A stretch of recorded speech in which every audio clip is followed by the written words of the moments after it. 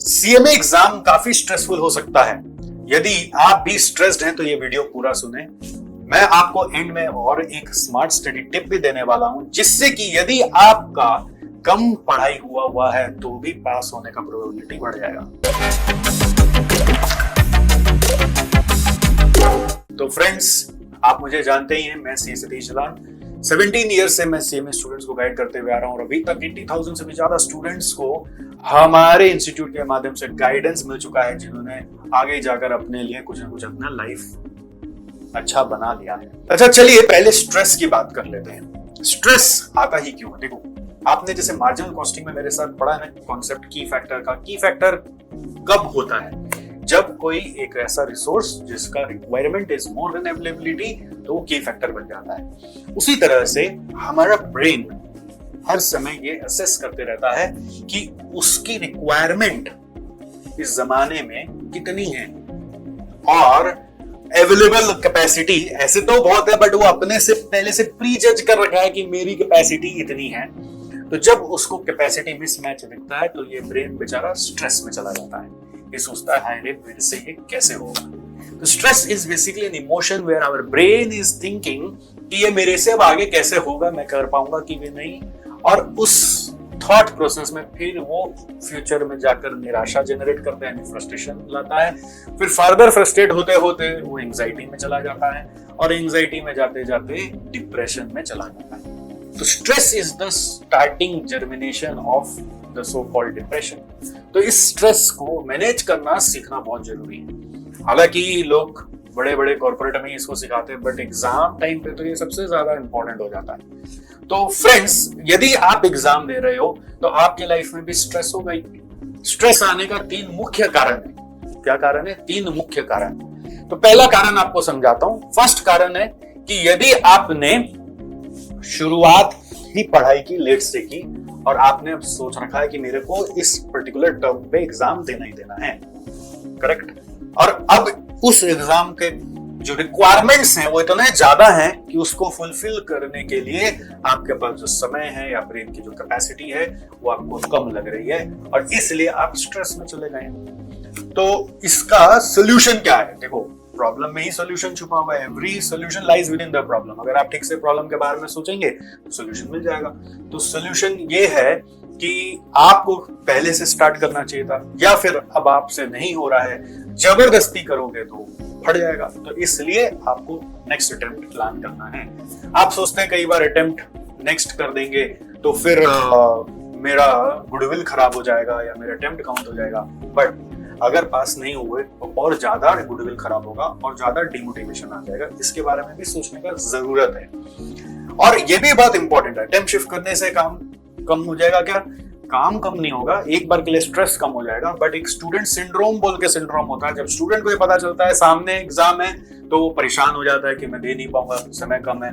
जब स्टूडेंट को पता चलता है कि एग्जाम तो दूर देना है तो आराम से रिलैक्स करने लग जाता है और सोचता है कि अब क्या करना, अभी क्यों पढ़ना, आराम से पढ़ेंगे। तो अगर आप स्टूडेंट सिंड्रोम के शिकार हो जाएंगे तो फिर आपके पास स्ट्रेस वापस चला आएगा और ये प्रॉब्लम सॉल्व नहीं होगा। तो इसलिए बहुत इंपॉर्टेंट होता है कि आपको अपना स्पीड ऑफ स्टडिंग डिसाइड करके एक रेगुलर रूटीन बेसिस में उस स्पीड से पढ़ाई करना है, राइट। जो स्टूडेंट्स हमारे यहाँ एडमिशन लेते हैं ना, हम उनको ना क्लासेस देने के पहले जबरदस्ती बिठाकर उनका स्पीड सेट करते हैं, जिससे कि उनका फ्यूचर स्ट्रेस मैनेज हो जाए, उनको टर्म प्लानिंग में हेल्प करते हैं। अगर आप भी हमारे वैसे स्टूडेंट रहे हैं तो आपको पता ही होगा, नहीं तो कभी आएंगे तो पता चलेगा। सेकंड, स्ट्रेस आने का एक और बहुत इंटरेस्टिंग कारण है कि हम अपने आसपास के लोगों के कारण भी स्ट्रेस्ड हो जाते हैं। कैसे? हम उनसे मन ही मन बहुत सारे एक्सपेक्टेशन लगा के रखते हैं कि मेरे अपने हिसाब से ये काम वो लोग कर दें, लेकिन उनको नहीं पता कि आप क्या एक्सपेक्ट करो, तो वो अपने हिसाब से कुछ कर रहे होते हैं। जब आपका मिसमैच होता है आप स्ट्रेस्ड हो जाते हो। जैसे फॉर इंस्टेंस, मान लीजिए आप आईसीएमआई का एग्जाम देने जाएंगे और आपको अपने हिसाब से पता है कि इस तरह का पेपर आना चाहिए और उस तरह का पेपर नहीं आया तो आप स्ट्रेस्ड हो जाएंगे। आप बोलेंगे, अरे मेरे हिसाब से तो उन्होंने कुछ किया नहीं, उन्होंने अपने हिसाब से किया। तो there are some scenarios where you have to accept, you can not communicate also. But in case another case, सोचो कि आप यदि घर पे हो फॉर एग्जांपल और आपने सोचा था शाम को है ना आज 7 बजे डिनर करके जल्दी सो जाएंगे और सुबह जल्दी उठ के पढ़ेंगे, लेकिन घर में डिनर 7 बजे रेडी नहीं हुआ, 7 बजे आपने सोने का प्लान बना लिया था। अब रेडी क्यों नहीं हुआ? क्योंकि आपने पहले से घर में समझाया ही नहीं, या समझाया तो भी इंपॉर्टेंट है कि नहीं वो नहीं बताया, तो घर वालों ने रेडी नहीं किया। आप 7 बजे खाना खाने देखने गए, पता चला कोई है ही नहीं, वो रेडी नहीं है, और आपके अंदर स्ट्रेस भर आया, करके आपके अंदर गुस्सा जैसा कुछ आ गया और लगा धीरे धीरे फ्रस्ट्रेशन, या उसी का एक अपोजिट भाई है, एंगर आने लगा कि ये कैसा न्याय है मेरे साथ, ऐसा कोई कैसे कर सकता है। बट ये स्ट्रेस यदि आप अपने अंदर ले आओगे तो होगा क्या, आपका जो आने वाला और 10-12 घंटा वो खराब हो जाने वाला है।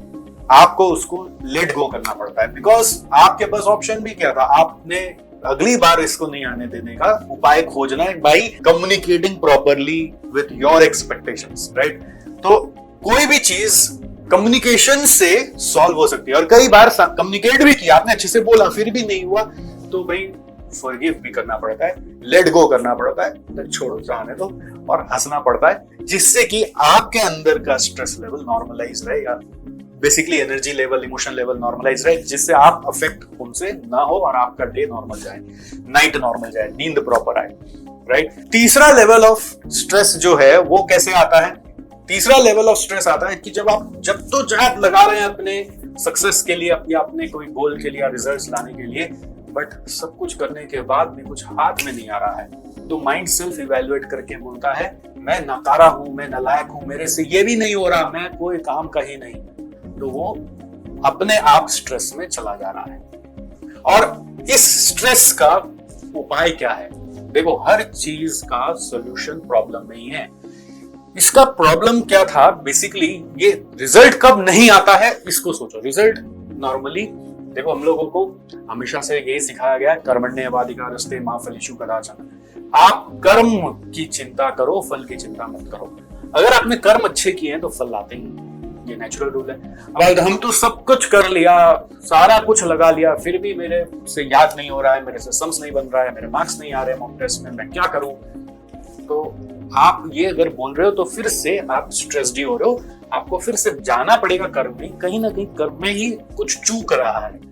अब आप अपने नॉलेज के हिसाब से जितना जानते थे उतना कर लिए, तो उसका रिजल्ट आपके सामने है। तो कर्म मतलब होता है मेथड्स, कैसे आपको वो कर्म करना है ये भी पता होना चाहिए। उसके लिए आपको गाइड चाहिए, मेंटर चाहिए, दोस्त चाहिए, टीचर चाहिए, वरना आप अपने से करते रहोगे तो वैसे ही रिजल्ट आते रहेगा। If you keep on doing what you already done, you will keep on getting what you already got. So it's very important कि आप अपने आसपास सही लोगों को रखे हुए जो आपके कर्म को फाइन ट्यून भी किए जा रहे हैं। तो जैसे आप अपने एग्जाम के लिए तैयारी कर रहे हैं, आपको तो पता ही है सब कि बस सिलेबस पढ़ना है और जाके एग्जाम देना है, तो आप सब कुछ करके भी नंबर नहीं ला पा रहे। क्यों? क्योंकि ऐसा बहुत सारा चीज और भी है जो क्लास खत्म होने के बाद शुरू होता है, और आप अगर वो नहीं कर रहे हो तो आपके दिमाग में बैठेगा नहीं, आपसे सब बनेगा नहीं, और वो टेक्निक्स मिसिंग होंगे, तो कर्म जितना ही कर लो फल नहीं आएगा।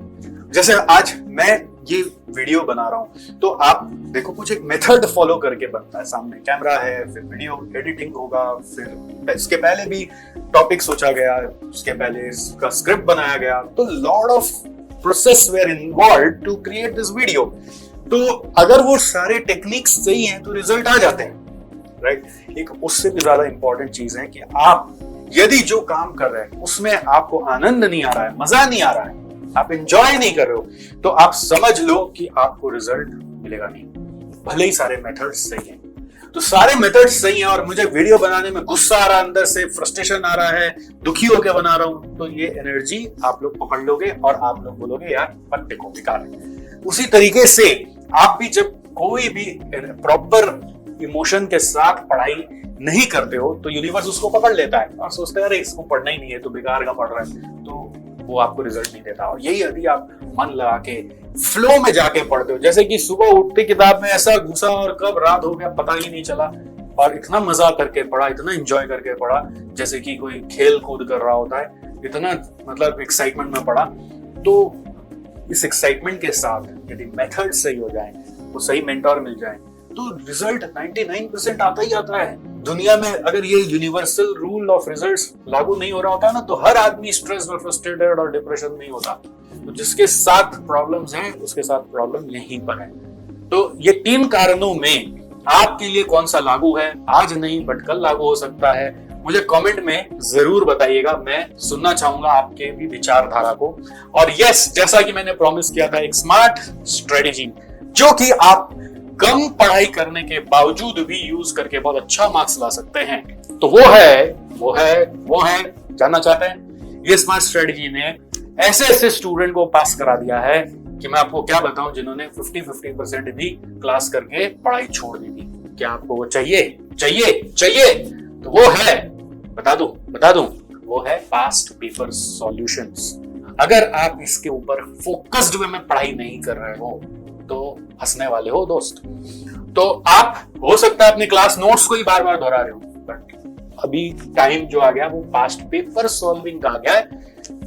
लेटेस्ट टर्म से जाओ, जितने दूर तक जा सकते हो जाके आओ, सिलेबस जहां तक मैच हो रहा है वहां तक के सवाल बना के आओ, है ना। और जितना वहां बनाओगे तो एक एक सवाल में क्या क्या स्पेशल लाइंस हैं उसको मार्क करो, हर बार क्या ट्विस्ट आ रहा है और क्या सेम आ रहा है। ऑब्जर्व करो पेपर को ठीक से, क्वेश्चन 1 क्या है, क्वेश्चन 2 क्या है, 3 क्या है, चैप्टर्स भी फिक्स्ड मिल जाएंगे, आपको पता चलेगा कि कोई particular type of question he fixed है, तो आप अच्छे से एग्जाम के लिए तैयार हो पाओगे, राइट। तो इसको सॉल्व करना बहुत जरूरी है, खाली क्वेश्चन के साथ आंसर मिलाना नहीं, आपको क्वेश्चन पढ़ के अपने से सॉल्व करना है। और सबसे इंपॉर्टेंट, थ्योरी का भी बहुत अच्छे से क्वेश्चन के बाद आंसर को पढ़ना है और वहां से याद करना है, क्योंकि आपको बहुत बार जो क्लास में थ्योरी पढ़ाई जाती है वो सिर्फ लॉ या सिर्फ कॉन्सेप्ट्स बता दिया जाता है शॉर्टकट में, आपको लंबा आंसर कैसे लिखना है ये नहीं बताया जाता, इसलिए आपसे एग्जाम में बनता नहीं है। आई होप आपको कुछ तो फायदा हुआ होगा। मुझे जरूर बताइएगा कमेंट में क्या फायदा हुआ, मैं वेट करूंगा। And I wish you all the best ahead. और अगर इस वीडियो से आपको लगता है किसी का भला हो सकता है तो फॉरवर्ड जरूर कर दीजिएगा। चलिए, सी यू।